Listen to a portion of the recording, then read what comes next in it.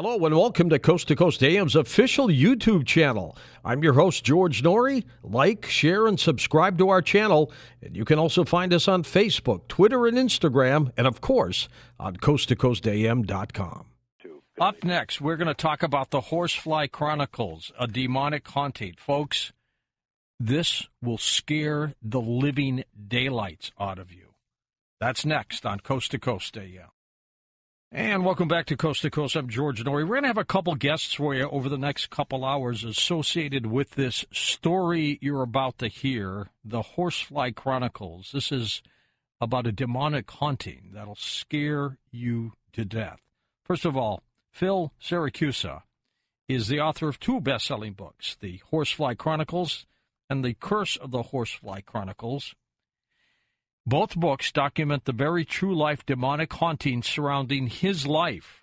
Now, he has had some of the best and most recognized names in the paranormal world at his house, helping him with this troubling case, and I'm going to have him tell you a little bit about it because it started some time ago. Phil, welcome to Coast, sir.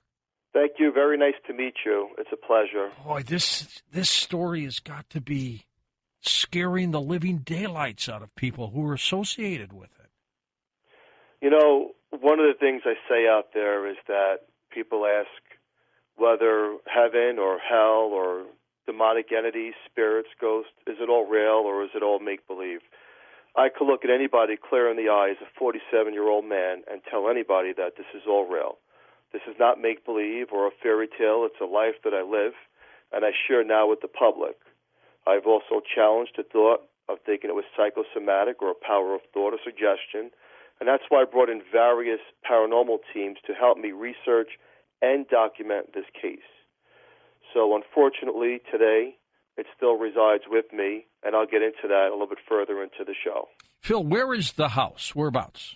I live out in Easton, Pennsylvania. It's not the home that's haunted. It's myself. I'm originally from Staten Island, New York. I went to New Jersey and now live in Pennsylvania. So I lived in over 10 different locations throughout my life. These entities follow. So if you like, I could start from the very beginning and tell you how this all transpired. Sure thing. Go ahead. Okay. Again, this radio show is not to disrespect anybody's beliefs or religion. It's my own experience. My story starts where I was sitting around a fire with other people. There was an explosion. When this explosion happened, I died. When I died, I was pulled in to heaven. How do I know that I was in heaven in a past life? There's no pain in heaven. There's absolutely no pain. The colors, the feeling of love is like no other explanation that we could possibly give here in the physical world. Heaven, the purity of one's soul exceeds everything that we could imagine. With heaven, I was with a loved one. She had long blonde hair and crystal blue eyes, very angelic. A relative? No. Okay. Not at all. In the last part of heaven, I'm fast-forwarding just a little bit, she looked in my eyes as we were being circled by something dark. She said, "You have to go, but I will come back for you." I says, "Go where?" In a flash, in the blink of an eye, I was pulled into darkness. How do I know that I just left heaven and went straight to the depths of hell? I took in pain, hurt, sorrow, and evilness and left love and the higher consciousness of a person behind. You were yanked out of heaven, Phil? Yes. I was pulled from heaven into the depths of hell. And people ask me, how do you know you were in hell? This is what hell looks like. Hell looks like the inside of a volcano. It has over 100 different levels. Each level has cubbies where the slaves are put. That's what we are called. Does the demon, Satan, does he actually exist? He does. And what do the demons look like that he tries to bring fear with on us? Our fears. You see, demons don't necessarily have horns and walk around with pitchforks. That's not what that's about. What it's about is that he takes half man, half goat, half insect, half female. He puts them together to bring fear and torture to us in hell. Hell, there is no time in the spiritual world of heaven or hell. Time does not exist. Why do you think they yanked you out of heaven for this? I mean, was this because of deeds you did when you were living, or what happened? I believe that somehow in a past life, I must have done something very bad. When I was pulled in to heaven, it wasn't a long term from what I can remember, where there's no time. Right. It's as if it's a very quick walkthrough of the feeling of love. But that's when I was taken over and pulled into the darkness of hell. So, when it comes to heaven and hell and Christianity, a lot of the stuff that I say does not make any sense to the way the Bible is written. It's only by experience. And when you may ask, well, why am I talking about heaven or hell? What does it have to do with demons? It has everything to do with demons, and here it is. Some of the slaves were not there anymore in hell. Slaves, that's what we are called. There was a transformation of light, a tunnel of light that pulled me in. It's a vortex of energy that goes on to infinity. When I was pulled into this light, I took back my higher emotions of love, feeling of peace, and happiness. I left that dark hatred, sorrow behind. Not far behind me were these dark entities also pulled in. I did not see them, but I felt their presence. This light goes on, and when it goes on, it's the reverse effect of when people say that they're pulled into the light of God, near-death experience. It's the reverse effect. On September 16th, 1967, on a stormy Saturday, I was born here in the physical world on Staten Island University Hospital. Now, through adolescence, 3 years old, 4 years old. Hold on for a second, Phil. We're going to hit the break, but we're going to come back and continue this incredible story. Later on in the program, a paranormal investigator who lived in the house with the family for 4 months investigating what you're hearing will join us. We'll be back. And welcome back with Phil Siracusa, his book, The Horsefly Chronicles. We're talking about his life in his haunted life, I should tell you. Later on tonight, Carissa Fleck, a paranormal investigator and medium, will join us because she spent 4 months with the family in this haunted environment. It seems to me, Phil, as we talk about this and this unfolds, you've had demons around you, I think, since you were a kid. Am I right? Yes, you're correct. And how it works is that dark attachments, this is what I've learned, is that each one of us has an aura. Mm-hmm. It's an electrical field of energy. Some psychics and mediums can see the aura, the color that we throw off.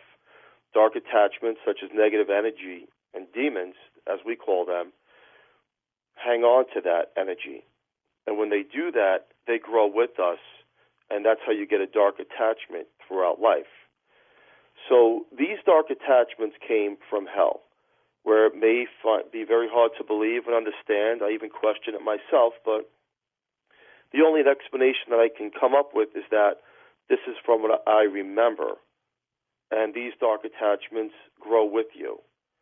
And how do I know it's demonic?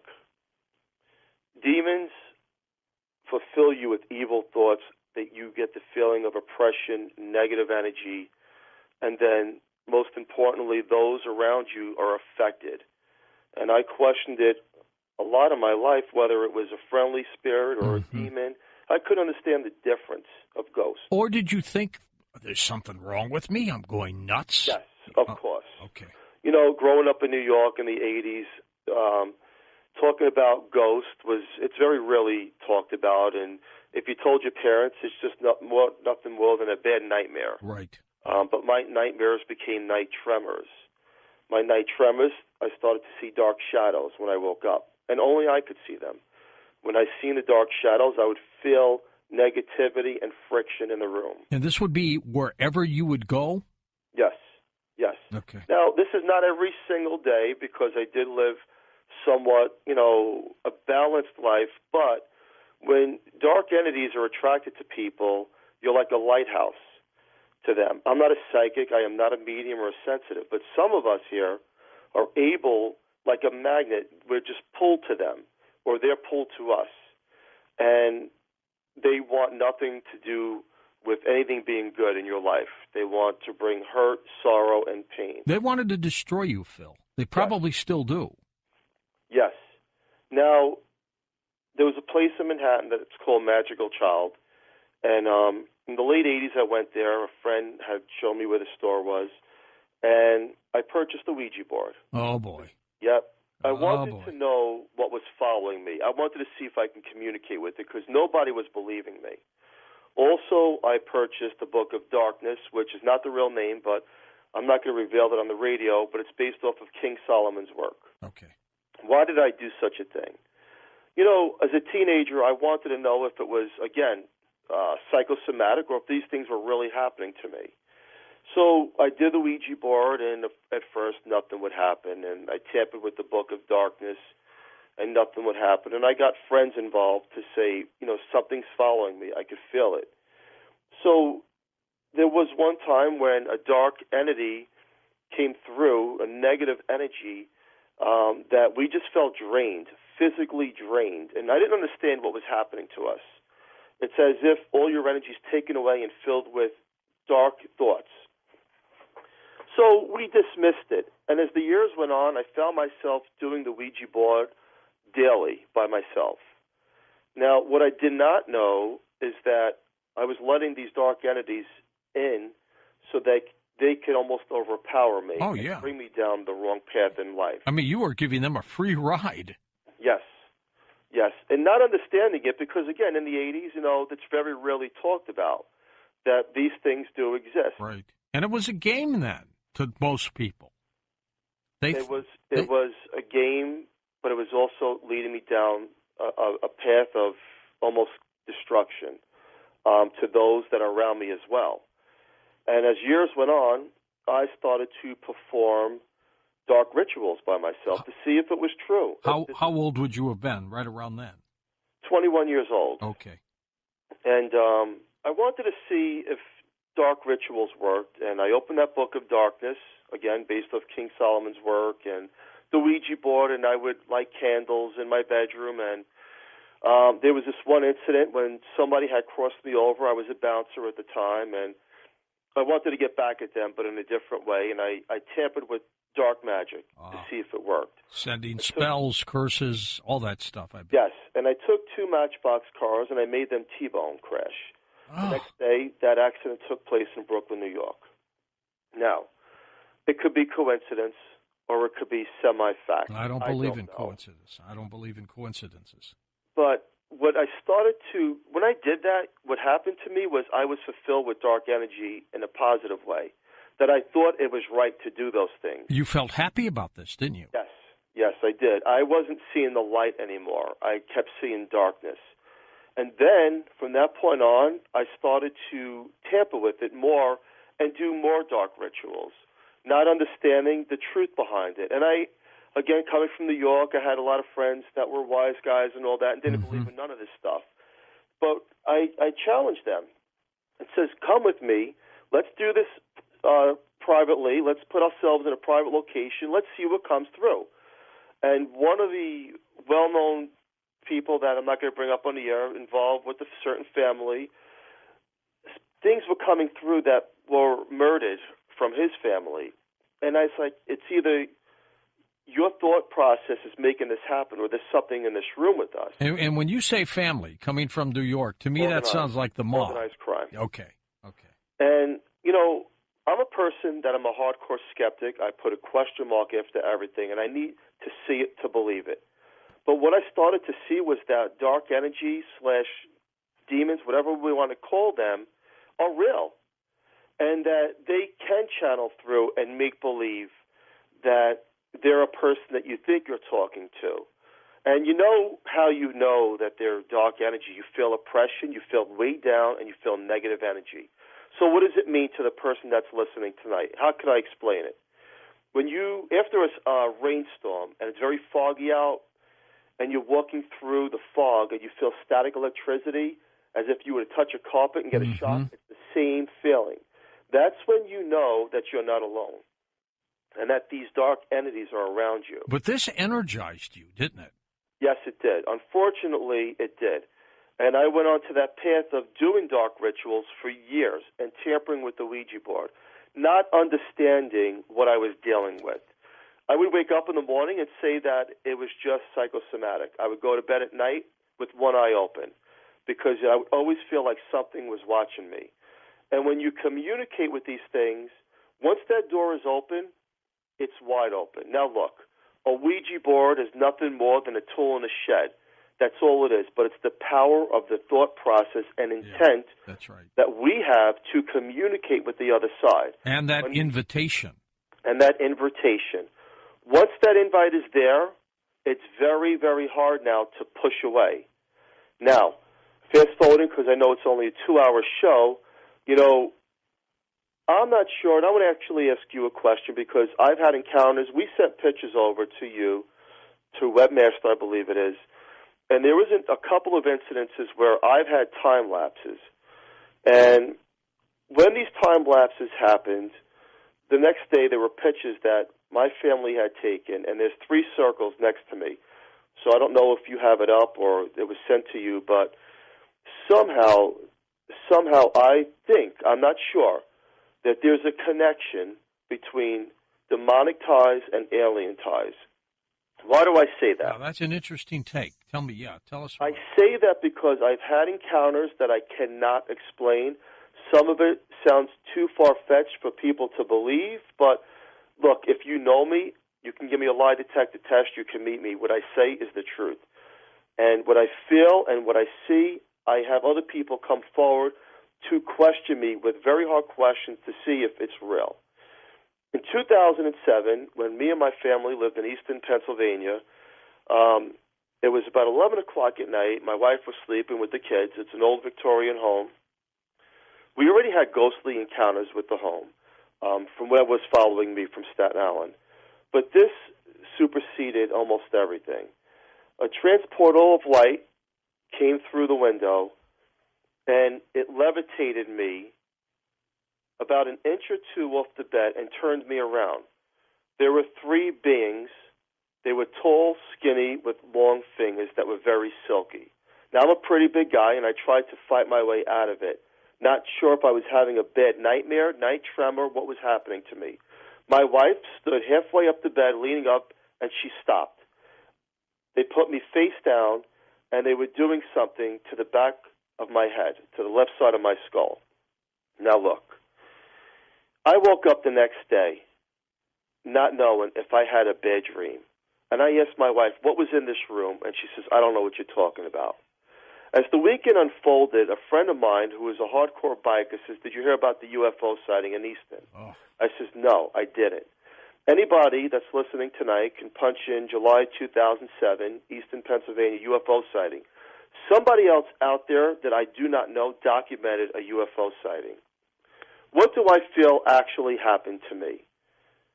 This is off the cuff, and it's ludicrous, and it's out there. But somehow, I feel there was a chip put in me. And that's a pretty hard statement to make on the air. And have you had that checked out yet? Well, this is what happened. I didn't believe what was happening to me, and I was a salesman in South Plainfield, New Jersey. Mm-hmm.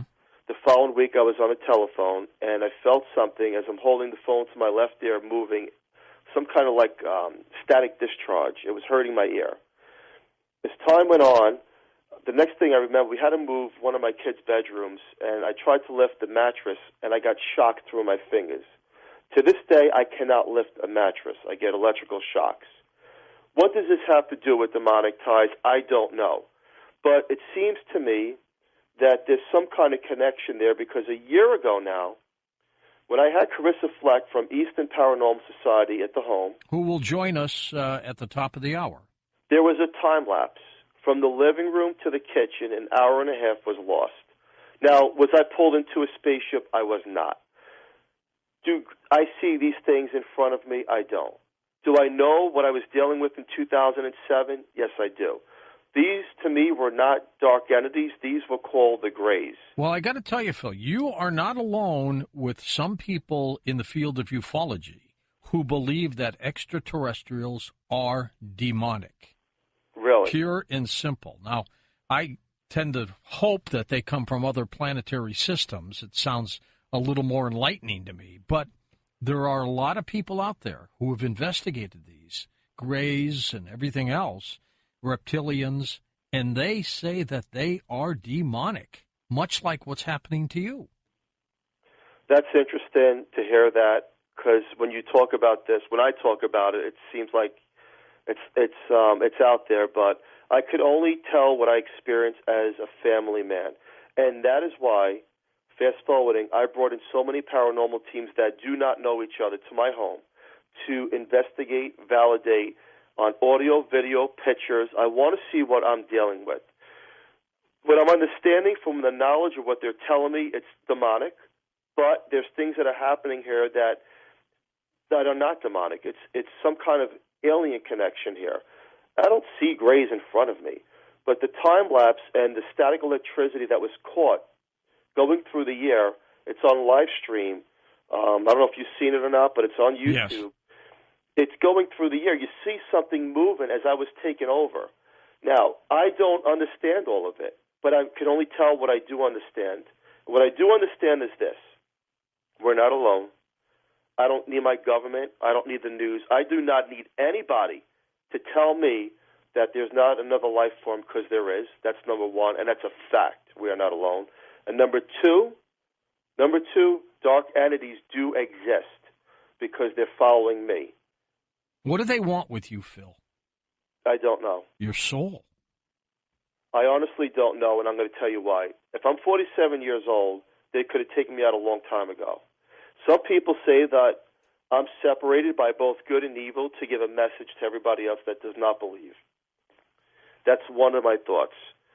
We tried. I've had a ministry come to the home. I've had a deliverance. I've had the home blessed. I had the portal shut by different teams. And guess what? The air was light for 2 days, and it comes back full force again. Right back. It just seems to know when to hide or stay low. Yes. Then it comes back. Yes, but it comes back in an evil way. Has it hurt you at all physically? Oh, sure. And again, here's another thing for the listeners. Sleep paralysis is not a problem with the brain. Sleep paralysis means you're being held down by something. And how do I know that? Because I remember the bedroom door closing, and all of a sudden, I felt like I couldn't move, and I was in a dream, and I couldn't get out of it. But my eyes open. Sleep paralysis are dark entities attacking us here in the physical world. You're lucky that you're still alive to talk to us tonight. You know, George, I'm lucky, but you know what? People say to me, why do I do so many radio shows? Why do I have so many teams coming? You know why? It would be ashamed if a man that was haunted and dealt with all these encounters died and nobody knew about it. It's better for a man who's haunted and deals with these encounters to share it with the world. And that's my mission. If I'm going to live a haunted life, I'm going to share it with everybody. And I'm going to bring as much proof out there as I can. Do you think, Phil, that whatever these demons are, that they could try to kill you? Most definitely. There have been a couple of tragedies that have been tied to some of the things that I've dealt with back in the 90s and when the year turned to 2000. Now, look, I'm not going to say it's fact, but people have challenged to remove these entities are no longer here. Do I understand it completely? I don't. What do you mean they're no longer here? Something dead. Oh, my God. Tragically? In 2007, I opened up a gym in Metuchen, New Jersey. It was a fitness center. I'm into fitness, and a member came to me, and we get into talks about my ghostly encounters. Is it true? Is it not true? But she felt like whatever was following me was very evil, and I had agreed with her that we would go and make a plan and going back to the hair salon on a Saturday afternoon when I closed the gym She wanted to just say some prayers over me. She was speaking in tongues, very, very fast, words that I could not explain. And when she was doing that, I felt something from the bottom of my stomach start to slowly come up like this, like I got punched in the stomach. Very, very painful, but yet evil. The next thing I remember is I was levitating about an inch off the board that I was laying on. No, I didn't see it. I felt my body started to come up. She started to scream. All the ladies in the hair salon started to run in the back room and scream. They ran out. I dropped. I didn't know what was happening. The next day, she came to my gym and says, I'm canceling my membership. And I asked her why. And she goes, because what's following you is so dark that it's going to affect everybody. Oh, boy. A month later, she committed suicide. Oh, boy. Now, look. She was right. George and the listener, I don't know. And I go to bed at night not thinking that it was because of this. But the older I get, I can almost put all the pieces together to this puzzle that this is what I've learned. When you poke a stick at demons or dark entities, they will poke the stick back twice as hard. That's right, exactly. What about your family? What about your children? Are they okay? No, I mean, everybody gets affected, George. What happens? I mean, I don't want to talk about my kids on the air because they're innocent and they're growing up. I understand. Do you see demons in the house? No, you don't. That's not real. Do you see dark shadows that fly by and feel negative oppression, and all of a sudden the family starts to get into an argument? Yes, that's what happens. And that tears happens the when we poke that stick. When we say we're going to get rid of you. It tears your family apart, doesn't it? Yes. Last summer, me and Carissa, who's going to come on shortly, had talked about getting a priest to come to the home in eastern Pennsylvania. When we did that, my 10-year-old son was in the backyard. He picked up a rabbit and started hitting it with the rock, killing it. Jeez. When we were talking about a priest. I ran over to him, and I shook him, and he goes, what are you talking about? What's happening? I said, you killed something. He goes, no, I didn't. I learned that something was listening to me and Carissa that was evil. It was working through him. Phil, hold on. We're going to bring Carissa in, and then both of you together, and I may hold you over for an extra hour. We'll talk to you about that. Thank you for listening to Coast AM on our official YouTube channel. I'm your host, George Norrie, and don't forget to visit the Coast Insider membership area on coasttocoastam.com, where you can access our past, upcoming, and classic shows.